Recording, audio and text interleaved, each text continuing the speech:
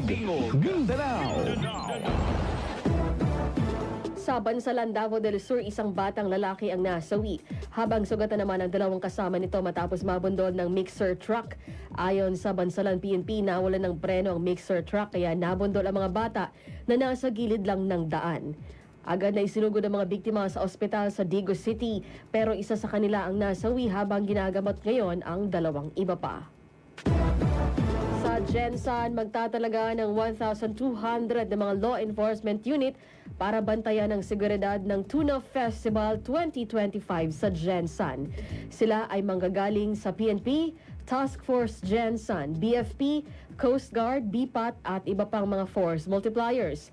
Ipapakalat sila sa mga event venue, areas of convergence at mga checkpoints at mga matataong lugar ng lungsod. Tingog, Mindanao.